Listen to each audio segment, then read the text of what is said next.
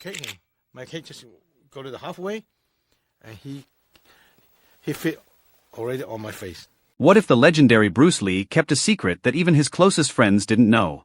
Imagine hearing it from the man who grew up beside him, the one who trained with him on the rooftops of Hong Kong and later became a cinematic icon in his own right, Sammo Hung. In this episode, Sammo Hung finally lifts the veil on what everyone suspected but never heard spoken aloud, the intimate behind-the-camera moments that reveal a side of Bruce Lee no one has seen before. From their first sparring match to the unspoken bond that shaped the Dragon's legacy, Sammo Hung's candid confession will change the way you view the master of martial arts. But before we dive into those shocking revelations, let's rewind to the early days that forged Sammo Hung's path. His upbringing in a film-savvy family, the hard-won discipline that set him apart, and the unique journey that put him beside a living legend. Stay tuned, because what you're about to hear could rewrite the story of Bruce Lee forever. The story of Sammo Hung, a master of martial arts, a visionary director, and an enduring icon, is not merely a chronology of films and accolades. It is a tapestry woven from the threads of hardship, friendship, rivalry, and an unwavering devotion to the craft that defined an entire era of cinema. In the quiet moments between the thunderous roars of action sequences, Hung's own voice reveals the hidden pulse that runs beneath the spectacle. A pulse that has carried him through a life shaped by an unexpected encounter with the legendary Bruce Lee. From the outset, Sammo Hung's upbringing was steeped in the glamour and grit of the film industry. Born on January 7, 1952, in Hong Kong, he was raised largely by grandparents who were themselves pillars of the local cinema scene. His grandmother, Chin Tang, had graced more than 80 film sets, while his grandfather, Hung Chung-ho, directed productions from 1937 to 1950. Their stories, their routines, the clatter of cameras and the hush of rehearsals were the soundtrack of his childhood. As a child, Hung would accompany his grandparents to sets, watching actors transform into characters and learning, without formal instruction, how to move, how to project, how to feel a role. These early lessons in timing, presence, and the demands of a production set became the bedrock upon which he would later build his own formidable career. At the age of 9, his destiny took a decisive turn when he entered the China Drama Academy, a renowned Peking opera school in Hong Kong. Under the disciplined tutelage of Master Yu Jim Yuan, he trained in the rigorous disciplines of martial arts, acrobatics, and acting. It was here that he met future luminaries, Jackie Chan, Sammo's future co-stars, and the future director Yuan Wu-ping, who would later guide some of his most daring stunts. Hung adopted the stage name Yuan Lung, a common practice within the school, using the master's surname to signal humility and respect. The academy, with its strict hierarchy and demanding schedule, honed his physical prowess and sharpened his mental fortitude, traits that would define his later performances. By the time he was 14, Hung had already made his screen debut. He appeared in The Education of Love, 1961, and later shared the screen with Jackie Chan in Little Wong Tin Cho, 1962. Though still a teenager, his presence on set was unmistakable. He worked as an assistant to action director Han Ing during his early days at Shaw Brothers Studio, gaining first-hand experience in choreographing complex fight scenes. A pivotal moment came in 1973 when he took on a sparring partner role in Bruce Lee's Enter the Dragon. Although his screen time was brief, the exposure to Lee's explosive energy and relentless work ethic left an indelible impression. The film's success introduced Hung to a wider audience and, more importantly, opened a door that would lead him into the heart of martial arts cinema. The late 1970s and 1980s were a period of meteoric rise for Hung. He transitioned from actor to director, establishing a reputation for blending humor with high-octane action. His directorial debut, The Shaolin Temple, 1976, showcased his ability to fuse narrative depth with breathtaking choreography. The Big Boss, 1971, and The Chinese Connection, 1980, further cemented his status as a creative force. Hung's signature style was characterized by a fearless willingness to push the limits of stunts, a penchant for improvisation, and an unyielding commitment to realism in fight choreography. His influence extended beyond his own projects. He trained hundreds of young actors and stunt performers, passing on a legacy of discipline and artistry that would shape the next generation of martial arts stars. However, Hung's journey was not without adversity. During his time at the academy, a serious injury, a broken leg, threatened to derail his burgeoning career. The injury occurred during a rehearsal that involved complex acrobatic maneuvers. A misstep resulted in a severe fracture. The medical ordeal was grueling, yet it became a crucible that forged his resilience. After a lengthy recovery, Hung returned to the set with renewed vigor, determined not to let a setback define him. The experience taught him that perseverance is not just about physical strength but about mental resolve. He carried this lesson into every action sequence he later crafted, ensuring that each move was both spectacular and rooted in the realities of human endurance. It was through this shared passion for martial arts that Hung forged a lifelong bond with Bruce Lee. Their friendship, forged on the battlegrounds of Enter the Dragon, and further solidified by subsequent collaborations, was a testament to mutual respect and admiration. Hung often spoke of how Lee's relentless pursuit of perfection inspired him to elevate his own work. Lee's charisma, his fearless approach to combat, and his philosophical outlook on discipline served as both a mirror and a catalyst for Hung's own artistic evolution. The two men, though distinct in style and temperament, shared a common vision: to push the boundaries of what was possible on screen, blending reality with imagination in ways that captivated audiences worldwide. Beyond the silver screen, Hung's personal life was a study in balancing public triumphs with private trials. His first marriage to Jo Yoon, a Korean woman, began in 1973, a year that also saw the birth of his first child, Timmy. Together they raised 4 children, 3 sons, Timmy, Jimmy and Sammy, and a daughter, Stephanie. The family life, however, was not without its strains. The relentless demands of long shooting schedules, late-night rehearsals, and the constant movement from set to set left little room for the domestic routine.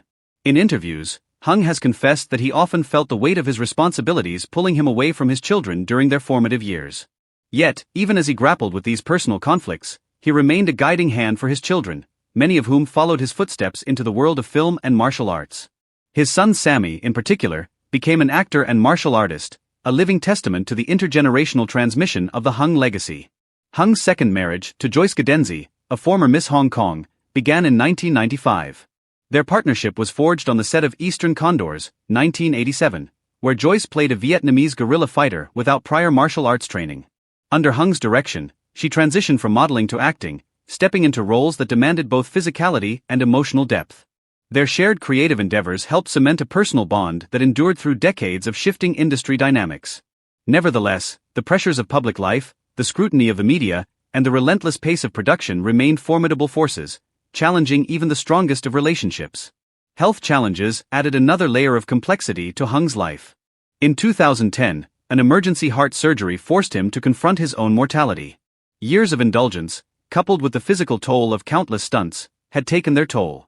The surgery was a wake-up call that led Hung to reassess his lifestyle, prioritizing his family's well-being and his own physical health.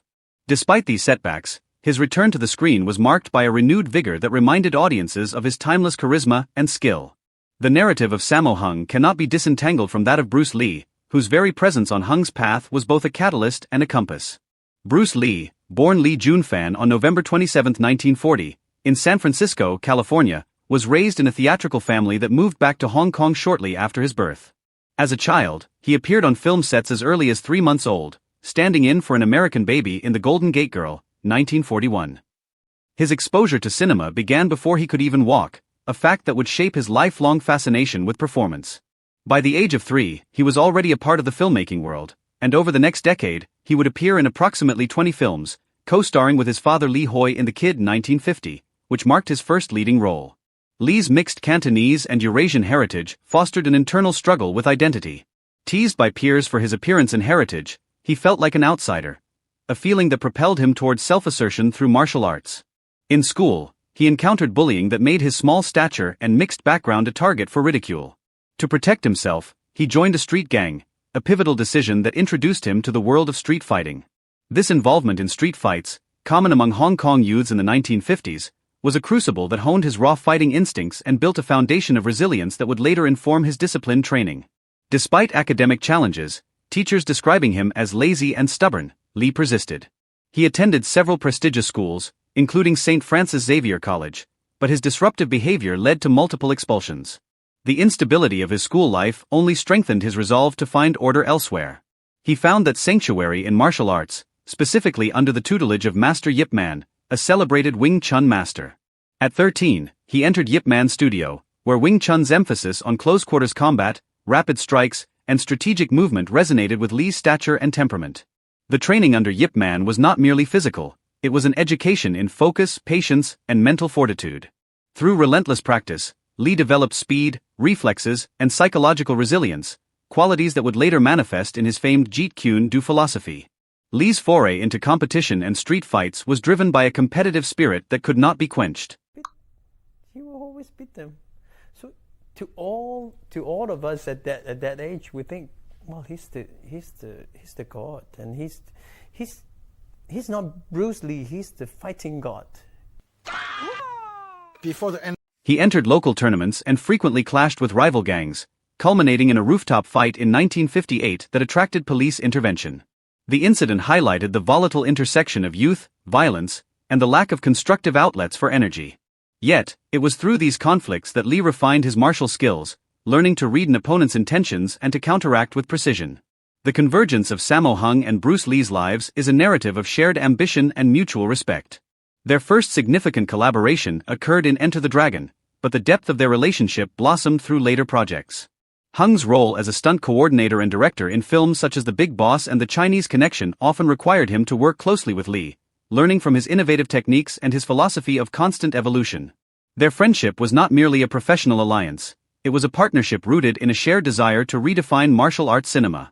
Lee's influence on Hung was profound, pushing him toward greater daring in choreography and a more nuanced approach to storytelling. In turn, Hung's mastery of Peking opera's acrobatic techniques expanded Lee's repertoire, creating a dynamic interplay that elevated both of their works.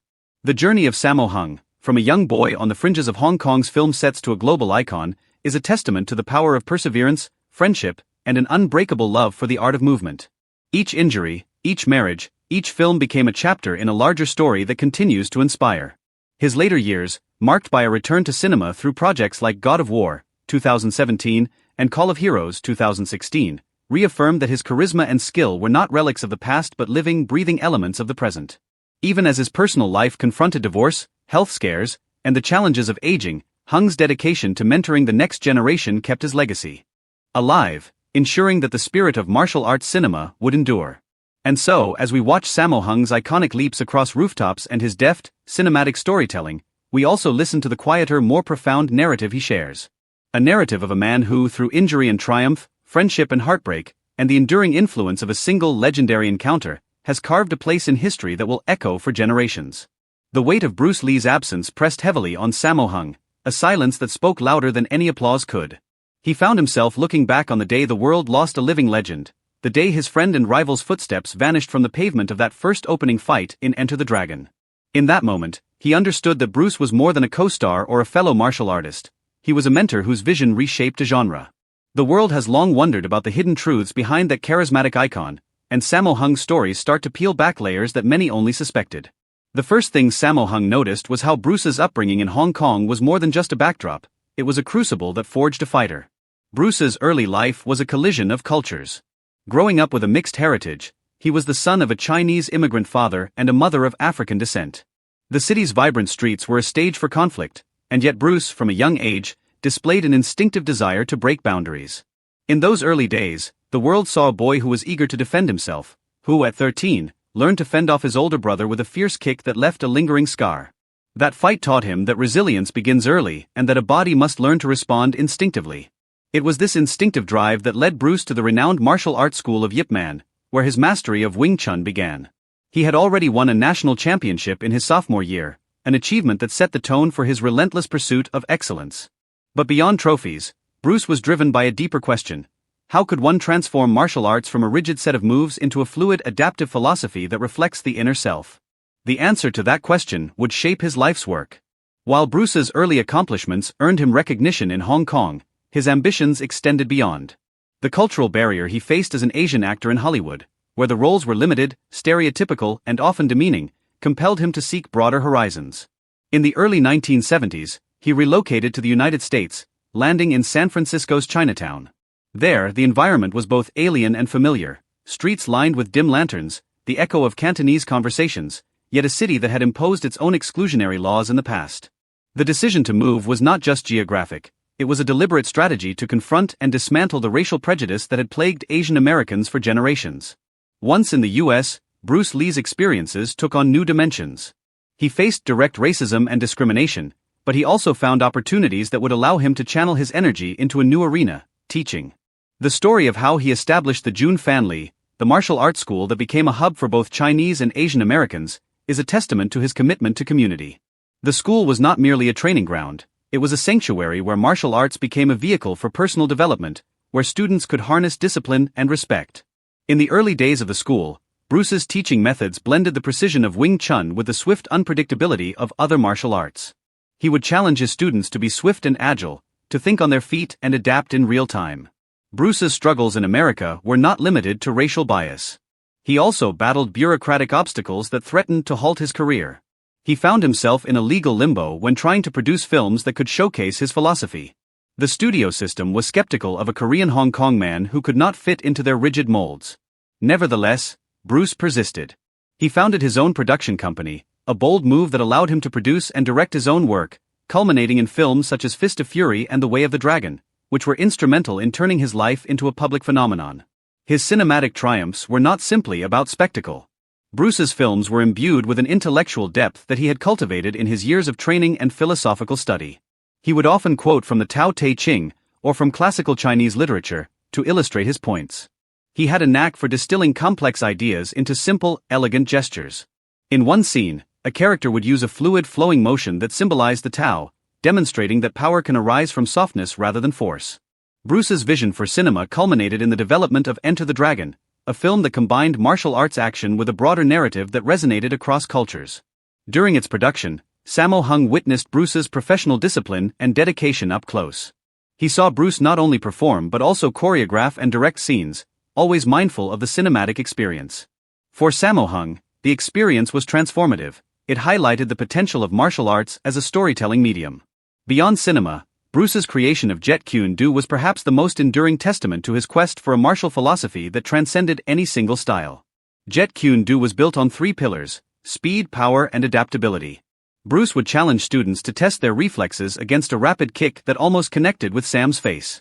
That moment was more than a demonstration of speed, it was a reminder that true mastery lies in anticipatory awareness, the ability to sense an opponent's intentions before they manifest. Bruce's approach to training became less about perfecting a move and more about cultivating an entire mindset, one that could shift with the flow of a fight. Jet Kune Do's principles were further demonstrated in Bruce's cinematic work. In the Game of Death, his character ascended a tower, facing opponents representing diverse martial arts. Each fight was an opportunity for Bruce to exhibit how one could fluidly merge styles, an embodiment of the philosophy that adaptation is key to survival. The film's unique narrative structure was designed to be a showcase of his martial arts philosophy, but it also allowed him to illustrate the practical application of Jet Kune Do's concepts. Unfortunately, Bruce's untimely death in 1973 left many of his projects unfinished. Producers were faced with the task of completing Game of Death, using archival footage, lookalikes, and dubbing to finish the film. The posthumous release in 1978 received mixed reviews, yet it remained a crucial anchor for his legacy. Despite the film's flaws, it reminded audiences that Bruce was a pioneer, an artist who broke barriers, who showed the world how martial arts could be both a discipline and an art form. The question then turned to how his legacy could be preserved. Shannon Lee, his daughter, has taken up this mantle. She revived her father's original concept of a television series, Warrior, that was first pitched in the late 1960s but never materialized. By partnering with Perfect Storm Entertainment, Shannon developed Warrior for a contemporary audience, maintaining themes of cultural identity, resilience, and resistance against adversity. The series, directed by Justin Lin, captured the spirit of Bruce's vision, modernized it for a new generation. It premiered on Cinemax in 2019, showcasing strong female characters and complex roles that resonated with modern viewers. Warrior had a powerful message. A martial artist arrives in San Francisco's Chinatown, searching for his sister, exploring themes of immigration and cultural conflict. The series received critical acclaim for choreography and authentic representation, yet the original network struggled to maintain it. A revival came after fan petitions, and Warrior was subsequently picked up by HBO Max. Shannon's involvement as executive producer ensured that Bruce's vision remained intact. Beyond television, Shannon has continued to promote Bruce's philosophy through community initiatives. As president of the Bruce Lee Foundation, she focuses on preserving his teachings, promoting martial arts as a path to personal development. Her plans include a new anime series, House of Lee, exploring martial arts and identity, further expanding his legacy. Back on the screen, Sammo Hung's reflection on Bruce Lee's death shows that the loss was deeply felt not only by friends but by the entire martial arts community. He recalls that if Bruce had lived, many collaborations could have occurred, and the genre would have evolved differently. Yet Sammo Hung also points out that Bruce's influence continues to guide him. He stresses maintaining authenticity while embracing modern trends, an approach that ensures the core principles of discipline, respect, and innovation remain intact. We have argument. No, actually, it's not argument. It's he told me it's a Sammo. For viewers, Sammo Hung's revelation suggests that Bruce Lee was more than a superstar. He was a philosopher, a pioneer who challenged racial stereotypes in Hollywood and reshaped global perceptions of martial arts. Bruce's early life taught resilience. His move to America was a strategic confrontation against prejudice. His teachings created a community haven, his films carried intellectual depth, and his creation of Jet Kune Do embodied adaptability. His death left an unfinished masterpiece, but his legacy survives through Game of Death Showcase, Warrior's Revival, and Shannon Lee's ongoing efforts. Ultimately, Sammo Hung's perspective invites a re-evaluation. He urges us to see the hidden truths, that Bruce's dedication to blending speed, power, and adaptability was the essence that defined his life. He shows that Bruce's mastery of Wing Chun and Jet Kune Do were not simply about fighting, they were about living a philosophy that flows like water, adapts to any obstacle, and respects its surroundings. These stories, drawn from personal experience and family memory, are the clues the world had long suspected. The truth about Bruce Lee emerges not only in his films but also in his philosophy, his community building, and the continued dedication of his legacy bearers. Sammo Hung, with a bittersweet smile, reminds us that the heart of a legend beats on in those who keep his ideals alive, through teaching, cinema, and cultural revolution. He spoke softly, his voice carrying the weight of decades spent beside Bruce, yet also the lightness of someone who had seen the future unfold from the safety of a screen. "I have spent years watching him," he said, his eyes reflecting flickering images from cinema sets, from the quiet of a studio to the roar of a live audience. Watching him move, watching the way he translated philosophy into motion, watching the world catch a glimpse of that water-like grace. His gaze drifted to the back of the room, where a large screen still displayed the first shots of the original Game of Death. The frame that had once felt impossible, now a gentle reminder of what could be achieved through discipline and vision. The hum of the projector filled the space, reminding everyone that watching was not a passive act, it was an active engagement, a conversation between the past and the present. In that same quiet room, the next chapter of Bruce's influence was already unfolding on a different screen. Warrior was no longer a relic of a 1960s dream, it had become a living testament to how Bruce's teachings could be transposed into contemporary storytelling. Watching the protagonist traverse the streets of modern San Francisco, searching for his sister, the series carried the same heartbeat that Bruce had once brought to the silver screen, a relentless pursuit of purpose amid cultural collision. Shannon Lee, sitting beside Sammo, smiled faintly. She had always believed that watching the series would allow viewers to see Bruce's philosophy in motion, not as a distant myth but as a living, breathing narrative that resonated with the complexities of today's globalized world. The choreography, authentic representation, and layered storytelling made watching Warrior feel like stepping into a portal where the past met the present. When the series was revived and handed to HBO Max, it became more than a mere reboot, it was a beacon for new generations who watched the screen and felt the tug of Bruce's legacy. Shannon's role as executive producer gave her a unique perspective on how the show evolved under new lenses. "Watching the creators and the actors talk about their process," she said, reminds us that Bruce's voice was never confined to a single era or format. He was in truth, a pioneer who dared to reinterpret himself for each generation.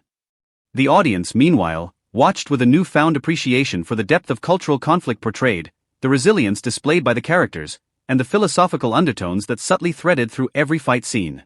In this way, watching became a ritual, a shared experience where each viewer could see themselves reflected in the journey, a living homage to Bruce's teachings.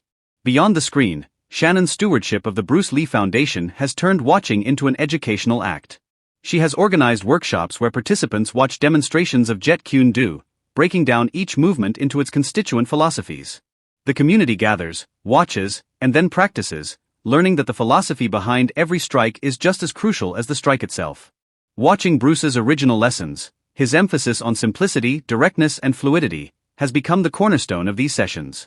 The Foundation's programs emphasize watching, studying, and then embodying the concepts that Bruce once preached, ensuring that his ideas continue to evolve organically within new practitioners. The community that once watched Bruce on film now watches each other's growth, seeing the lineage of his wisdom thrive in everyday practice. At the heart of all this is the notion that watching is a bridge. Watching Bruce Lee's films, watching Warrior, watching the Foundation's classes, all serve to connect the old with the new. Sammo often said that watching the future through the lens of the past allowed for a richer understanding of where martial arts were headed. The film reels, the television screen, the digital streaming platforms, all of them became mediums where watching was a shared dialogue. The young fighters who watch the series and the Foundation's programs often report that they feel an ancestral presence guiding them, an invisible hand that reminds them of Bruce's commitment to authenticity and respect. Shannon also spoke of the upcoming anime series, House of Lee, and how it would expand the scope of watching Bruce's philosophy. Watching a story unfold in a different medium, she explained, allows the core concepts, balance, adaptability, resilience, to reach audiences who might never step into a gym or sit in front of a cinema. The animation will provide a fresh visual palette, yet it will still be anchored by Bruce's teachings. Fans will watch the narrative arc, the character development, the philosophical dialogues, and see Bruce's legacy not as a static relic but as a living, evolving narrative.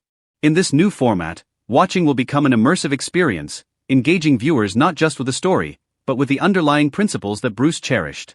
The collective watching experience extends beyond the realm of entertainment and education. It is also a cultural movement. In the streets of Chinatown, where Bruce first planted his roots, community members gather to watch the opening of the new martial arts school that honors his principles. Watching a new generation learn to move with fluidity and purpose, they recall Bruce's journey from a small village to Hollywood's limelight. The community watches each step of the teaching process, recognizing that the true essence of Bruce's philosophy lies not just in the technique, but in the heart, the spirit, and the resilience that fuels it. Each watchful eye in the hall carries the memory of Bruce's words about respect, discipline, and constant self-improvement, ensuring that the cultural identity he championed remains vibrant. Sammo closed his reflection with a quiet note about watching the world itself. When we watch how people use our teachings in everyday life, how they carry Bruce's lessons into the boardroom, into the streets, into their homes, we see the true measure of his influence. He gestured toward the window, where a cityscape flickered with neon and motion. The city watches us, and we watch it, and in that cycle, Bruce's legacy remains alive. Watching, he mused, is not simply about passive consumption, it is an active partnership between the viewer and the scene. By watching, we become participants in the ongoing dialogue that Bruce began decades ago, a dialogue that continues to shape how we perceive movement, philosophy, and identity. In the days that followed, the community gathered to watch the premiere of House of Lee. The first episode unfolded, with its vibrant animation and crisp dialogue, and the audience watched with wide eyes. The young protagonists moved with an unmistakable grace reminiscent of Bruce's own style, fast, fluid, and deliberate. As the screen illuminated the characters' inner struggles, the audience watched their emotions and felt the same urgency that Bruce had conveyed through his own films. The scene where a protagonist faces a moral dilemma echoed Bruce's famous dialogue about the balance between mind and body. The viewers watched, learned, and felt the profound connection between Bruce's past teachings and the present narrative. The experience did more than entertain, it reinforced the notion that watching is a form of learning. The audience watched the protagonist's journey and watched their own potential unfold in parallel. The narrative's conclusion left a lasting impact, a sense of continuity, of legacy. Watching became a conduit for remembrance and renewal. The audience, after the credits rolled, found themselves discussing the themes of resilience and adaptation, key tenets of Bruce's philosophy, sharing how these ideas could apply to their own lives. As the series continued, the community watched each episode with an understanding that Bruce's teachings were not static relics but living, breathing doctrines that could be applied to modern challenges. Watching the progression of the show, the actors' dedication, and the creative decisions made by the production team, the audience began to see that the essence of Bruce Lee was as relevant today as it was in his own time. Watching the world transform, watching the next generation step onto the stage, and watching the community thrive, all underscored the enduring nature of Bruce's legacy. Sammo's final words resonated in the air as the last scene faded. Watching is an invitation. It invites us to listen, to learn, and to become part of a story that is still being written. Bruce may have left us before his final chapter, but he gave us the pen, the words, and the spirit. Every time we watch, we add our own page, and that is where his true spirit lives. Watching, then, was more than a pastime. It was a living testament to a philosophy that transcended time, a continuous act that kept Bruce's heart beating in every frame, in every stance, in every shared moment. Sammo's final words resonated in the air as the last scene faded. Watching is an invitation. It invites us to listen, to learn, and to become part of a story that is still being written. Bruce may have left us before his final chapter, but he gave us the pen, the words, and the spirit. Every time we watch, we add our own page, and that is where his true spirit lives. Watching, then, was more than a pastime. It was a living testament to a philosophy that transcended time, a continuous act that kept Bruce's heart beating in every frame, in every stance, in every shared moment.